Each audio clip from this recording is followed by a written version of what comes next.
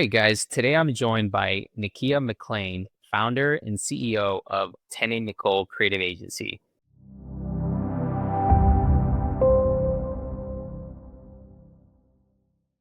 They're a powerhouse that she built from the ground up after leaving her real estate career. Over the past decade, Nakia has driven over 1 billion in ad equivalent value through PR, creative, and influencer work. She's currently working on a couple near and dear projects, DIY PR, and a 501(c) called Power. I'm happy to dive into those, and I'm sure, Nakia, you'll be excited to share some details. Welcome to the show. You for having me, Chris. I'm super excited. I don't really do these things. We typically be like, pass it off. Nope, give it to the client. Yeah, I appreciate you coming on, and yeah, I'm glad that you were able to carve some time out here. Jumping straight into things. For other agency owners that are listening, they're trying to hit that initial seven-figure mark. What was the biggest growth lever for you as you were launching your agency? Ooh, growth, I would say, came after COVID. And I think only because we were able to pivot, we probably, although people were already doing things in the virtual space, we hit it head on. We did our first 3-day conference virtually May 2020. And I think after people seeing that, that really made people pay attention. You would think working with influencers and celebrities will make people pay attention, but that actually allowed us to bring in more corporate clients. And we also got like our first subcontract. They always say if you want really great funding, go after these government agencies or try to get those RFPs. So we were brought into like our first subcontract. So that really took our business. I think it probably generated we probably 300 exit at that time. And I'm very transparent. I talk about the start of creating a company, making $150 per month in retainer fees, where my husband was like, quit now, to where we do 5 figures a month. I think that really helped us accelerate. But I also think it's because I didn't stop. I just kept going. Awesome. And yeah, those subcontracts I've heard, I actually recently was speaking with someone that they built their entire business, multi eight-figure agency just off of government contracts. Lucky for them because it's very hard. It's very competitive. We just recently did an RFP and there were over 1,100 applicants or submissions, and we are one of 11. Still waiting to hear who's going to win it.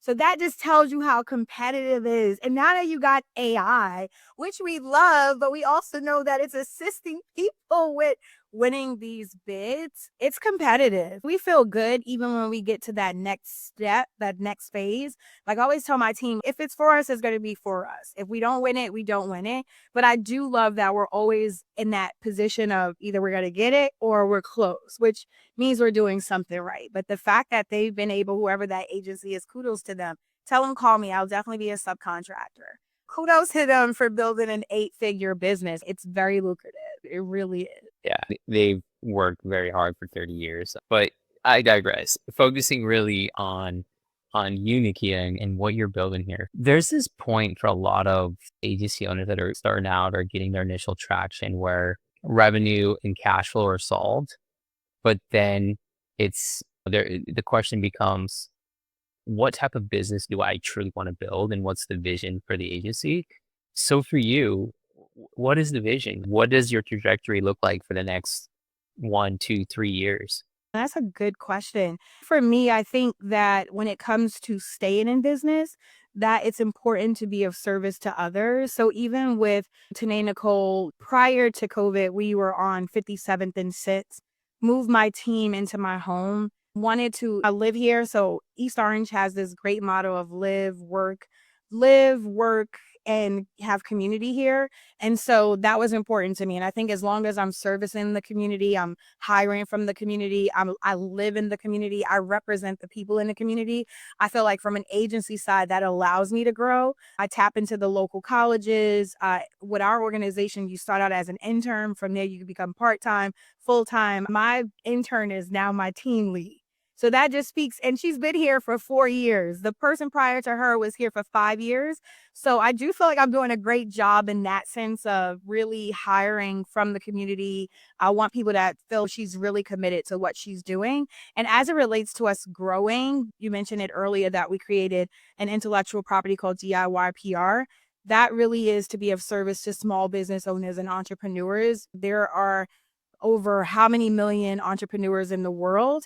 And I just feel like the resources and tools that we're giving them helps them excel in their business. It creates long-term sustainability. I know that because I'm now Dr. Nakia McLean. My research was on it. So for me, it's just again being of service to others, I think keeps you in business. And of course, you have to pivot with the way the world is going or the way, changes are happening. You have to be willing to change, but I think as long as you understand that you are the solution to a problem or what someone needs, you can continue to grow in your business and create additional businesses. Very cool. I'm excited to circle back around to a couple of those things there. But before doing so, when it comes to client acquisition inside of the agency, as you've scaled, what has been the number one channel or like, what has been the solid lead generation source for you? Referrals. I have no CRM. We have no sales team, and I employ internally 6 people. But it's all you got to see. Like, is more people coming onto the team to really help with the clients and make sure that we are properly serving them. But it's all been word of mouth, and I'm knocking on wood because I've been in business actually for over a decade. It's been 15 years, and it's all been by referral. But to be a client that refers another client, and I'm very extremely happy about that. But my mentor, Monique Eilette, is okay, let's start going after these RFPs. And I'm like, okay. And then we're in an incubator program for potential acquisition, which is exciting too. It's really exciting because it's like on a company that I built with no background in PR or marketing to still be in business for 15 years, to still be employing people, to still be of service to others. It's exciting to see those growth levels and those things happen. But yeah, it's all been referrals and word of mouth. So thank you to all of our clients and just not even clients, people that just advocate for us and want to see us win. I think that speaks a lot of the work and the service that you guys are providing because if somebody didn't have a great experience and truly love working with you, they're not going to tell their friends, family, colleagues about you. That's pretty cool. And guess what? Our clients, even when we lose a client, they come back, which is the one thing I will tell anyone is that it's very hard to outwork me. And I'm not just saying that I'm a workaholic. I mean, in terms of like how I service a client, how I make sure they feel, making sure that they understand that they're priority. And my team also has to do that same thing. Like they understand like when Tanae Nicole is not about, just Nakia McLean. I don't even say I'm their boss. Like we are all team members here. My goal is to be a transformational leader, whether you move on or not. I want to know that you got this skill set, that you've learned everything you need to learn. And again, that has to translate to our clients, my clients to really understand that there is no Tanae Nicole without them. And don't get me wrong, we've had clients that we were happy to let go or I've never believed in you can fire a client. So when we were able to do that, felt really good because again, it's our reputation means everything to us.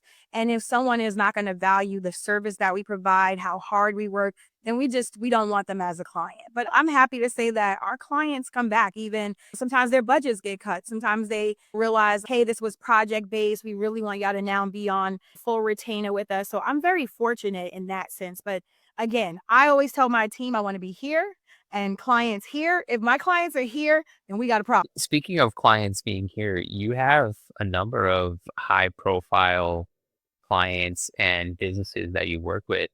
What are some of the challenges that you've been able to navigate and learn as you're working with these types of high profile clients?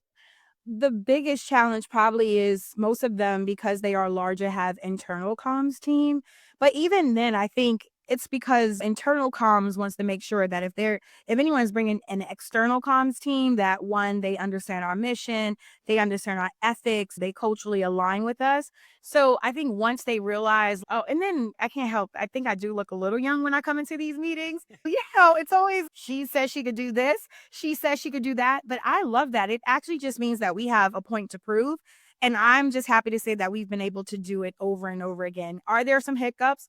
Absolutely, there are some hiccups, but I think it's also important to be transparent and honest with your clients. So if something goes wrong, I'm not about just making an excuse. Hey, this is what happened. This is how we can fix it to move forward. And if they decide at that point, oh, it's unfixable and they don't want to move forward with us, then I have to eat that. I have to accept that. It's business. I totally understand that. I don't take it personal. Of course, you're going to have some feelings like, oh my goodness, why did that happen? But those really have been the challenges, or other challenges are things that are out of our control. Let's say we're doing an event and we're working with that event team and they're not up to par on the things that they're supposed to be on.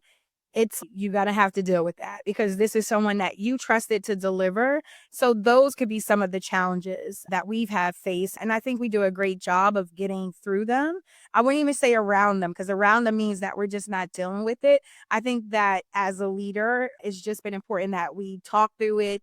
How do we get past it? For an example, we had a client doing a ribbon cutting ceremony a few weeks ago. We had the wrong date for the ribbon cutting. So imagine we secure press, we send out press releases.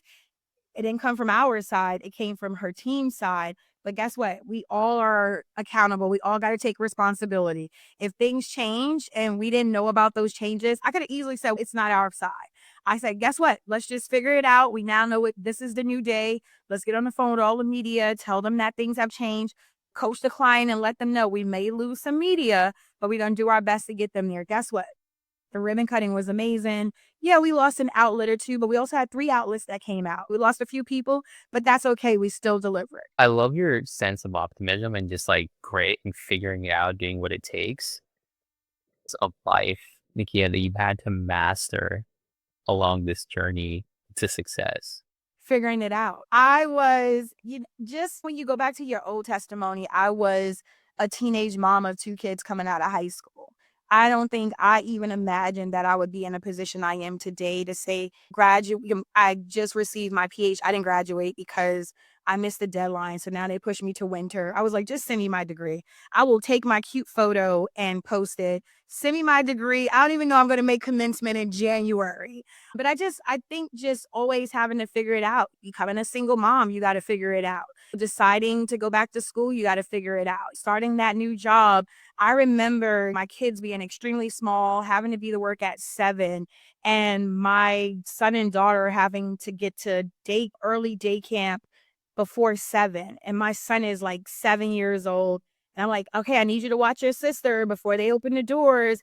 And the day camp was like, we're not comfortable with you leaving your 7-year old with his little sister. So we're going to open up the camp earlier for you. Like, I think you just got to figure it out. But if they weren't willing to do that, that 7-year old, because I got to feed them. And again, I think we judge people and we think, oh, she's a bad mom, when this mom, as a single mother, was just trying to figure it out. So I think it's the same thing in business for me. When there's challenges, I'm always like, let's get to the root of the issue. Tell me what happened. Let's figure out how it happened so we can just have an understanding. So, one, it doesn't happen again and we know what to do better. So, for me in business, it's always just figuring it out. And I think I've always just been determined and staying focused. You know how people get unfocused? Okay, I did this for 5 years. It didn't work. Let me go on to the next business. Oh, I did that for 5 years.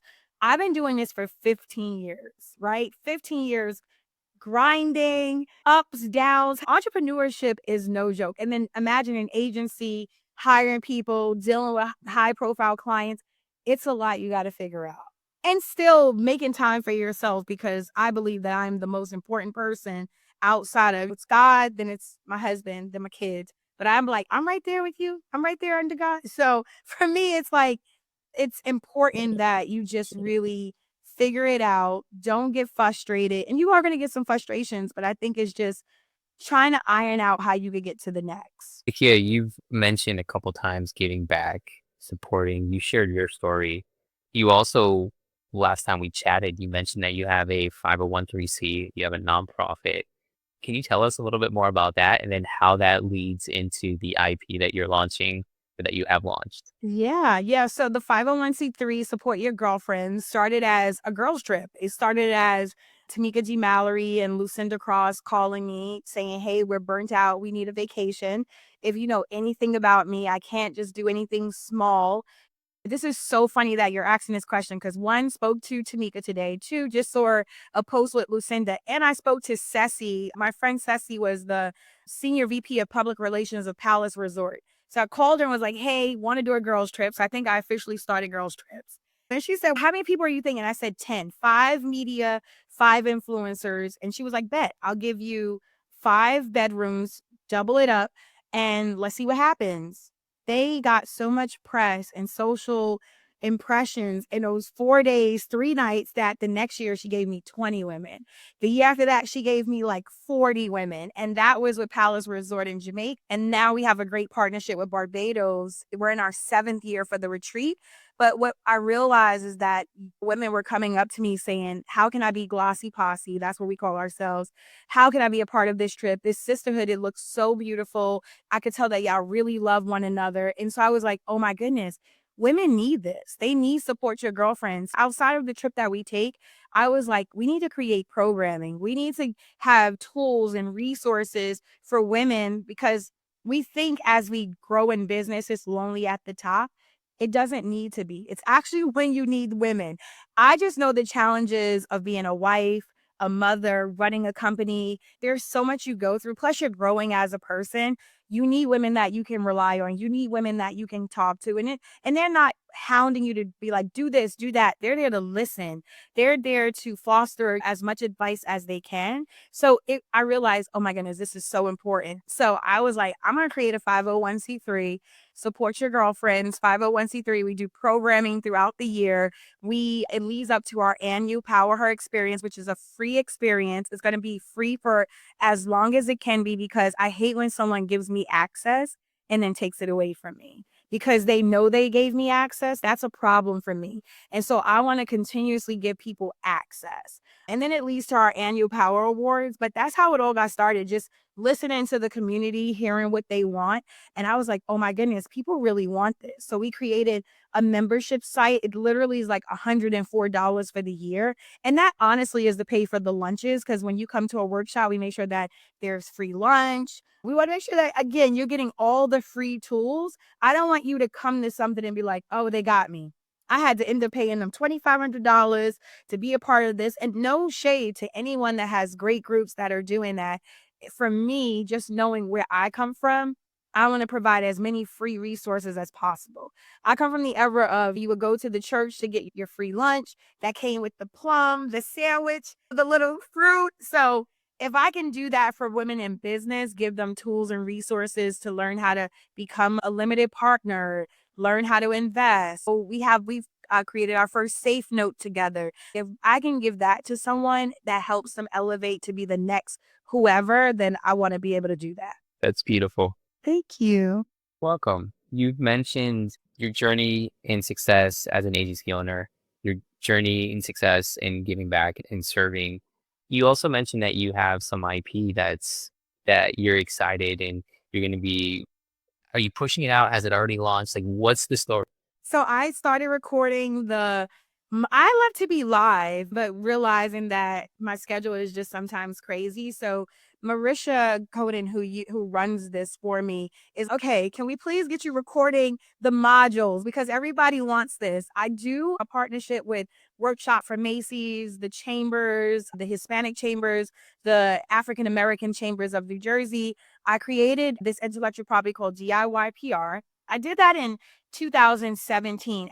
Then it was just, okay, I know I want something because I would find that people would come up to me and say they need PR, but one, they really didn't understand what it was, or two, they couldn't afford it. So I was like, there's a gap missing in the market. From creating the platform, I was like, oh, this is a book. So I created a workbook, which is on Amazon, shameless plug. Bar all your bookstores, you could get DIY PR, why hire a publicist when you can do it yourself. And then during COVID, because we had so much downtime, I started to do these live workshops. They're 4 weeks, which I absolutely love. And I do them every other month. I'm happy to say that over 102 business owners have come through it. And what I'm teaching them is if you incorporate PR from the beginning, because PR is earned media, right? Marketing, I always sum it up like this. Marketing is you talking about yourself. PR is others talking about you. And if it's positive, it gives you great value. And so I want them to incorporate PR from the beginning because if you do that, then you can create long-term sustainability. Think about when Oprah Winfrey does her favorite list, right? One person on that list can sell out just because Oprah has given it its value. She said, I love it. These companies actually sell out. So if you can start to understand, just if you can send an email, you can send a pitch. If you can send an email, you can call a newsroom. I'm giving you the tools and resources to really get you to the next, right? We know that is it 85% of small businesses go out of business by year 5? That is such a large number. If I can stretch you to year 10, right? If I can stretch you to year 15, I want to offer that. And I think it needs to be a part of everyone's business model. I think if you could send an email, you could send a pitch. And I think that it needs to be also, you have internal teams, which are your internal stakeholders, and you could bring on a PR agency. And again, I'm not taking from the larger corporations. I'm talking specifically to small business owners and entrepreneurs. When you think about money is coming into the business, imagine hiring that next person or starting out with someone and letting them do DIY PR. And now you're able to elevate and promote them within the business because they're getting you all your press, they're getting you all this earned media that is growing your business. That allows you to then push them to the next level. So I'm really, again, not only trying to just say, I can create long-term sustainability. I'm saying your key stakeholders can do this for you too. Super valuable insights there because I think PR is something that at least a lot of the agency owners that I speak to, it's something that they think that when they get there, they'll be ready for it. Yeah. It's important. You think by year 3 and 5 they need PR. They need it from the beginning. They need it from the beginning. You're already acting as your own publicist. The way you talk about your business, the way you communicate it, the way it's received, you're already doing PR. So why not take that extra step, learn it? And this way, without what it also does is when you're ready to bring on an agency, you know what that return on the investment looks like. You know what your pitches should look like. You know what your press releases should look like. So you can say, no, I know what's supposed to be happening in my business. My team, I don't need to see a task list. They send a task list every day. We do client meetings every Tuesday. I'm probably not even taking notes. And I can jump on a call a week later and say, what happened to such and such? And they'd be like, oh, and they'd be like, how come I know everything that's going on in my business? I know everything. And so I want business owners, I want them to understand that. I want them to be like, no, I know what is required in PR. I know what I should be getting as a return of my investment. And I'm willing to invest with you, but this is what I need. That's really interesting. So I'm curious, and this is maybe a little selfish, but for other agency owners that are listening, business owners that are listening, at what point do you say, hey, you're ready to bring an agency, an outside agency in? Is it a revenue level? Is it a client level? Is it a reach? Like at what point do you say, yeah, this is when you should really start thinking about bringing an outside agency? When you're ready for any acquisition, if you're ready to be acquired, and here's the thing, I wouldn't even say acquired. I think that it is a revenue. It really does boil down to, is your team keeping up with the PR needs, right? So let's say you do have someone internally that is doing your comms and your PR. Are they keeping up with it? If it's becoming too much for them, then it may be time to say, hey, let's lighten the load. Let's bring in an agency or let's bring in someone else. So when you feel like it's getting to that point, and that's why PR should be implemented from the beginning, because you want it to get to that point. You want to know, oh my goodness, she's back on New York Live. She's back on Good Morning America. She's presenting here. We got to bring in someone else. We got to bring in an agency. I think that's when you know it's time to move on. And getting ready to wrap up here, how are you and your team amongst all the projects that you're working on, all the business divisions? How are you leveraging AI to stay competitive in this space? Or maybe you're not. Oh no, AI is my best friend. Here's what I will say to my team. I know when my team is using AI and I will say, no, absolutely not. Go write the press release. And I don't mind you using AI to enhance it, make it sound better. Maybe it's caught something for you grammatically. I don't mind that. And I also love AI to generate ideas. I'm always spitting something out. And so I'm always like, okay, what would be the concept of this? Help me through that. So I'm always going to use it. I love AI. I think it is amazing. But what I will say is I don't lean on it. I don't depend on it. If I need to go in, flesh out something, have a thought, what I want this to look like, I've already envisioned it. I always feel like I already act like my own AI anyway, just being ahead. But I love AI. And I think everyone needs to incorporate AI. If you're not doing it, you're doing yourself a disservice. There is no reason for us to be working as hard as we think we need to be working. We don't need to do that. And I'm not saying that because I get things that I'm like, oh, yeah, this is AI. This whole email is AI. because you don't even sound like this when we're on the phone. And now you've come up with this elaborate thought and idea that, yeah, how does it resonate? How is it going to resonate with my community? How is it going to resonate with the people we serve? So I love AI, but I don't rely on it. I don't just make it dependent. I'm not codependent on AI. It is not the drug that I'm taking. Got it. So, Nakia, where can people learn more about Ten and Nicole, about DIY PR, about Power? I love it. I love it. Yeah, so I would say everything you can visit just Tene Nicole, Tene Nicole, NICOLE.com. For DIYPI, it's joindiypr.com. But I would say to keep up with anything that we're doing, always follow me on social media. Instagram is my go-to. Maybe because I'm of that age, I don't know, 47. So that's my sweet spot. But Instagram at Dr. Nakia McLean. And now that I'm going to be doing more of these lives and these videos, it'll give you just great insight. And plus, I'm fun. I'm a good time. So, that's where you can find all the details. You definitely are a good time. It's been a pleasure having you on the show today. Thank you so much. Chris, thank you so much for having me. Again, I really appreciate you reaching out. You're welcome.